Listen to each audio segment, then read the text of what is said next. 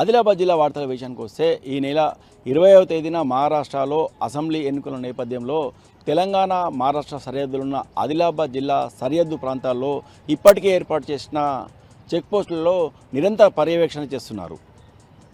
ఆదిలాబాద్ జిల్లా సరిహద్దులో ఉన్న పెన్గంగా సమీపంలోని పిప్పరవాడ వద్ద, అలాగే జైనత్ మండలంలోని ఆనందపూర్ వద్ద, భీంపూర్ మండలంలోని కరంజీ వద్ద, బేలా సరిహద్దులో, అలాగే బోత్ మండలం గన్పూర్ చెక్పోస్ట్ వద్ద ఈ చెక్పోస్టులను ఏర్పాటు చేయడం జరిగింది. ఎన్నికల కోడ్ ఉన్నంత వరకు ఈ చెక్పోస్టులలో నిరంతర పర్యవేక్షణ ఉంటుందని, ఇప్పటికే కొంత నగదును అలాగే అక్రమ మద్యాన్ని సీజ్ చేసినట్టు ఆదిలాబాద్ డీఎస్పీ జీవన్ రెడ్డి తెలిపారు.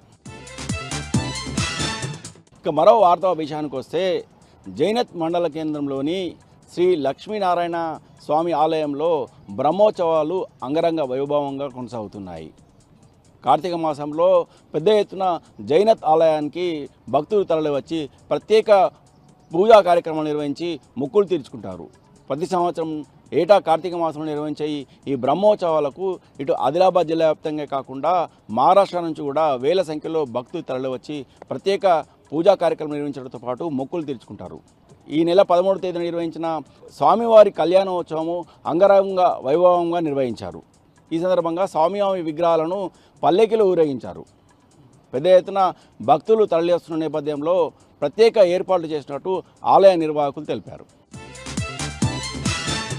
ఇక నిర్మల్ జిల్లా వార్తల విషయానికి వస్తే జిల్లాలో గత వారం రోజుల క్రితం పెద్ద పులి సంచరించడం స్థానికుల్లో కలకలం సృష్టించగా, తాజాగా ఈరోజు 2 చిరుతపులులు కనిపించడం మరింత ఆందోళనకు గురి చేస్తుంది.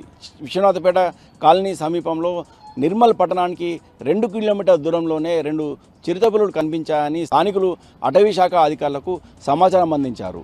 తాము ఎంతో భయాందోళనకు గురవుతున్నామని, చేతిలో కర్రలు పట్టుకొని తిరుగుతున్నామని, ఇక్కడున్న మేకల మందలపై అలాగే గొర్రెల మందలపై చిరుతపులి దాడి చేసే అవకాశం ఉన్నందున తాము ఎంతో ఆందోళనకు గురవుతున్నామని స్థానికులు ఆందోళన వ్యక్తం చేశారు. అయితే అటవీ శాఖ అధికారులు మాత్రము స్థానికులు జాగ్రత్తగా ఉండాలని, చిరుతపులి కనిపిస్తే వెంటనే తమకు సమాచారం అందించాలని అటవీ శాఖ అధికారులు స్థానికులకు సూచించారు.